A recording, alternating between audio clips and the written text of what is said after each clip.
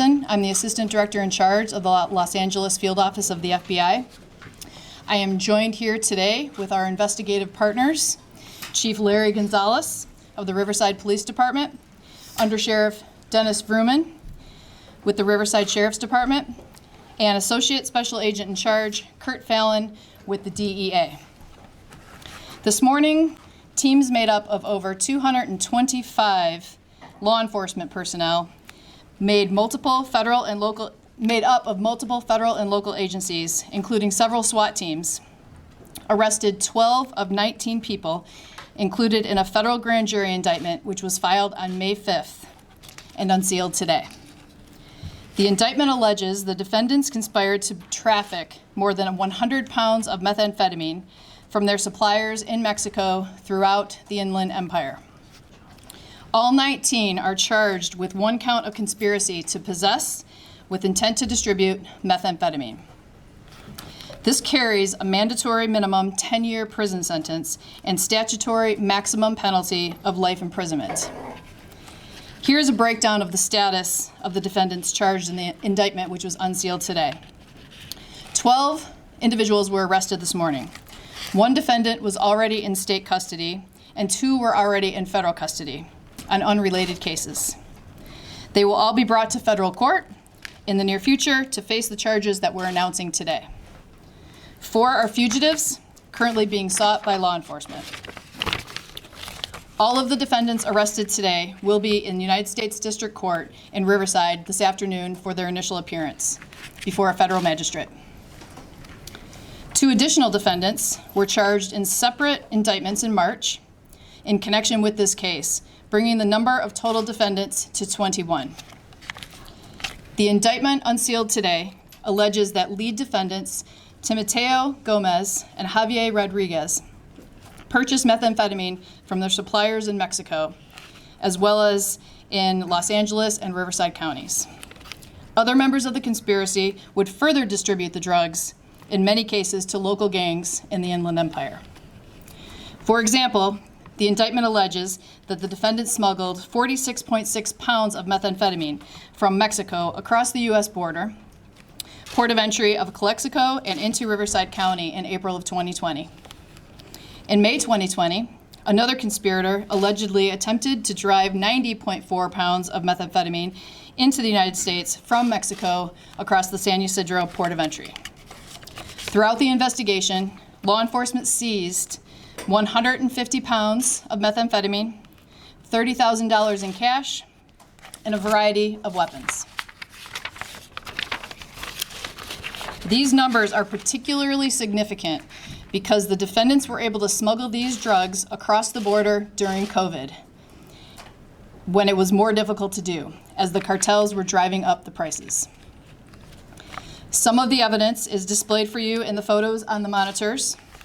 Some of the defendants are also charged with conspiracy to import methamphetamine, possession with intent to distribute methamphetamine, possession with intent to distribute fentanyl, a felon being in possession of ammunition, and attempted international money laundering charges. These are serious federal violations, and defendants face lengthy prison terms. My partners are going to speak about how this type of drug trafficking affects their communities here in the Inland Empire. We will continue to work together, bringing federal resources to these investigations to help combat this drug trafficking activity, distribution, which fuels violence and plagues our communities. I want to thank our partners for this successful outcome today, and I would now like to introduce Chief Gonzalez. Thank you, Christy. It's Gonzalez, Gonzalez. Good morning. I'm Riverside Police Chief Larry Gonzalez, and I want to thank all of you for attending this joint agency press conference. And first of all, I want to thank our local, state, and federal law enforcement partners that helped make this lengthy gang narcotics investigation and subsequent takedown operation a success. Not all cases elicit a multi-agency approach, but when dealing with gangs that want to bring harm and disruption to our neighborhoods, a response like this is necessary.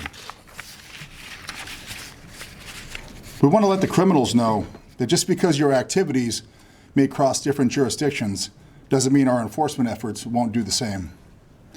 And when it's appropriate in cases like this, we will join forces and combine resources together to hold these criminals accountable. You just heard about this particular gang and their distribution of illegal and dangerous narcotics into our neighborhoods. So I think you can understand why these type of collaborative efforts and operations are so important. It's important for me that our residents are able to enjoy their community without the fear of violence, but also without the fear that they could become prey to addiction or even death due to some of these harmful drugs that are being sold in our neighborhoods. We want our citizens to see that their police department and sheriff departments and our federal law enforcement partners are a force for good. Knowing that we are constantly working together, we will always work together to make our communities a more safer and better place to live. Thank you. With that, I'd like to introduce the Undersheriff of Riverside County Sheriff's Department, Dennis Fruman.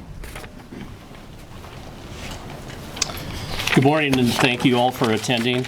Again, my name is Dennis Fruman. I'm the Undersheriff on behalf of our Sheriff, Chad Bianco. Last name spelled V as in Victor, R-O-O-M-A-N. First off, I'd like to thank the countless hours of investigative expertise that went into this complex, almost 2-year investigation. We have collaborative effort with the FBI, the DEA, our federal partners, the Riverside Police Department, and of course the Riverside County Sheriff's Department. This has been a collaborative effort over a long, extensive period of time that has resulted in the arrest and takedown in today's operation. This investigation targeted violent criminal street gang members here in Riverside County.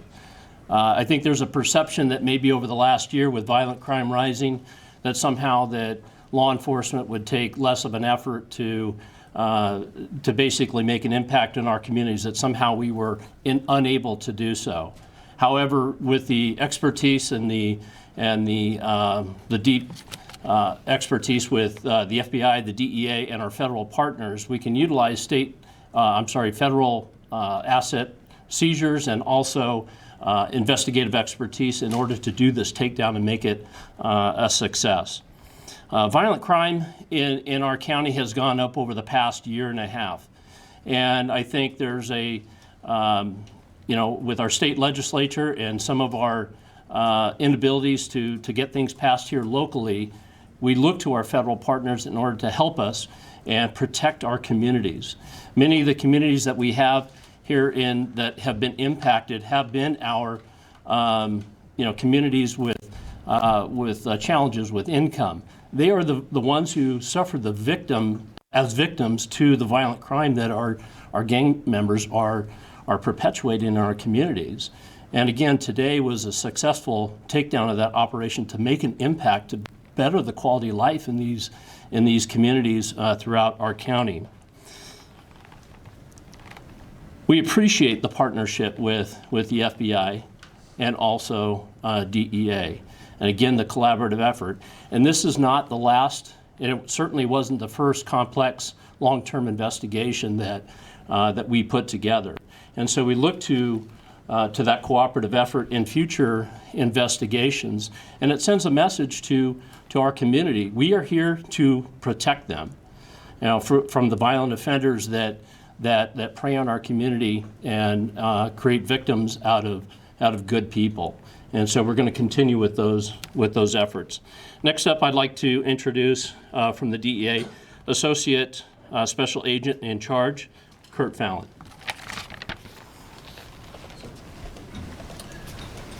So that's F-A-L-L-I-N is Nancy. Hi, I'm Kurt Fallon. I'm the Associate Special Agent in Charge of the DEA's Los Angeles Field Division. I'd just like to reiterate that DEA continues to target violent criminals and their trafficking controlled substances. The case you heard about today sort of reinforces the connection we see every week between groups who are trying to profit from the sale of poison into the community and people getting hurt. This case also reinforces DEA's proactive enforcement, which we almost always do in collaboration with our local and federal partners. We will continue to target street gangs, their affiliates, their sources of supply, anybody that threatens the quality of life in Southern California. Thank you.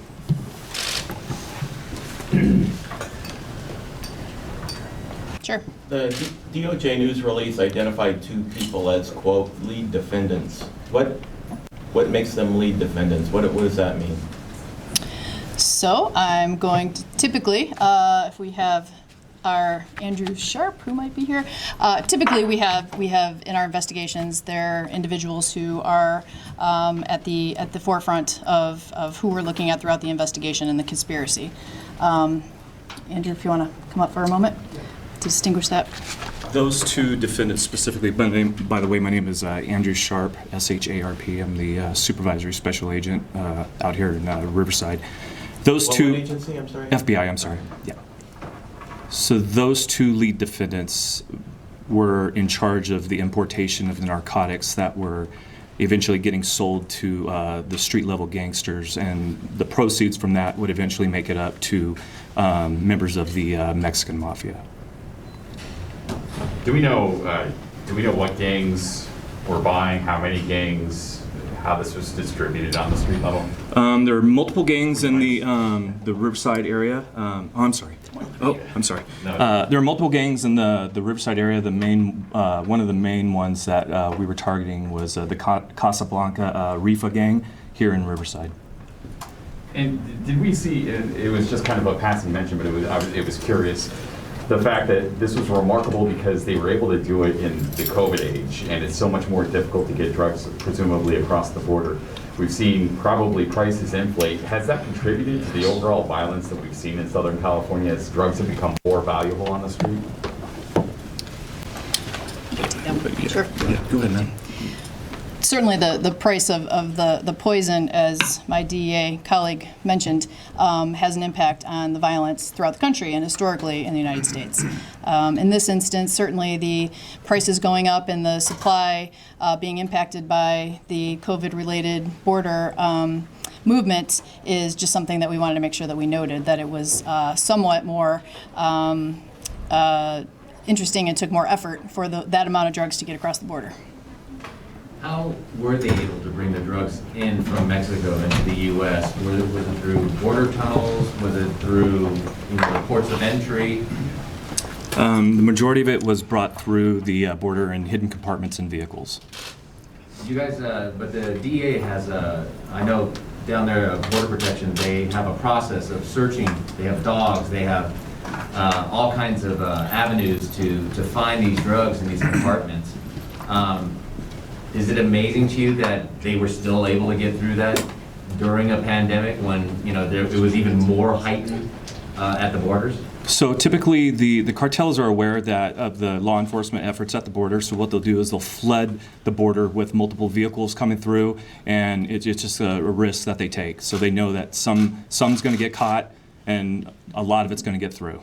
So it sounds like they were willing to basically just throw out whatever they could and hope that a couple would get through and know that they would still make a lot of money from that. If they were to, let's say, throw out 10 vehicles, 2 get through, they still are going to make a lot of money. Correct. How frustrating is that for you, knowing that they're just basically pelting you with these drug vans and you're not able to get all of them? It's very frustrating, but we have dedicated law enforcement officers that we keep up the fight, and we know that we're going to try to make as much of a dent as we can. Can you elaborate on the Casablanca Rifa and its specific role in all this, and how many of the arrest people who have been charged are in that gang? I don't know the exact number right now, the specific number of people that are actual members, but we have people that are members of the gang and that are Mexican Mafia associates. And so they, just the way that the gangs work, the proceeds that they generate from drug sales make its way up to the leadership of the Mexican Mafia. And the Mexican Mafia, are they kind of like the umbrella for, my understanding is that the Inland Empire is a huge hub for the illicit drug trade. The Mexican mafia is kind of running that thing. Are there other groups similar to the ones you took down today that are still operating kind of under the Mexican mafia umbrella, or how does that work? Yes, there's a lot of groups. We took out maybe 1 of 100. And don't quote me on the exact amount. It's just there's a lot of groups out there. So maybe 1 or 2 questions. So we have, an indictment, obviously, that we can point to. All of the charges and all of the individuals charged and the violations are in that indictment. Some of this is getting out of that realm, but we're happy to give you some background afterward. But if you have any more questions for the DEA or for our local authorities, the sheriff or the police chief, we'll take 1 or 2 more. Sure. Chief Gonzalez.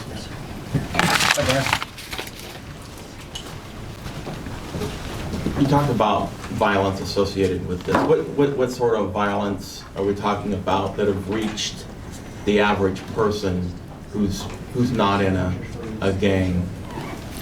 So for us, I'm speaking for the city of Riverside, obviously. Our violent crime has increased in the last year and a half. And in my humble opinion, it's for 2 reasons. There's more guns on the street than we've ever seen in my career. And there's thousands of people that should be incarcerated that aren't incarcerated right now. And that's a bad combination. So our violent crime has increased. And I can't tell you with our homicides we've had in the past, it's not gang-related homicides. They're across the board. We have homeless individuals that are getting murdered. We have husband-wife type of situations, boyfriend-girlfriend. It's across the board. So I go back to my original statement that it just seems like a combination of those 2 things, where there's being more guns than we've ever seen on the street and people that should be incarcerated aren't. I think that's why we're in the situation we are today. So Chief, I think what I'm hearing you say is, and we hear this from other police chiefs too, that they're drawing kind of a direct line between this and violence and more guns. I mean, there's they're not even hinting at, they're saying this connects to this. Yeah, 100%. I mean, you take our gun seizures off the street last year, we were about triple the amount of guns that we normally get, and we're going to surpass that at least 2 or 3 times this year. So, yes. Just to refocus kind of on the drugs that were confiscated, that were found today. I think it was 100 pounds that I saw in my notes here. Can you just kind of put that in perspective in terms of what does that mean, 100 pounds of meth, and when was the last time you saw that much in terms of methamphetamines that were picked up off the street? Absolutely, and I can't give you the street value like they do in the news a lot. Well, it's worth $100 million. I can't say that, but I will tell you that our officers, regular patrol officers that are working, are making drug seizure arrests that you would have won an award for when I was a patrol officer. You're reading guys in patrol that are taking a pound or 2 off of a traffic stop. And they had no preliminary information. They didn't get any information from a detective. It was just a regular traffic stop that resulted in, like I said, a seizure 1, 2, 3 pounds and thousands of dollars.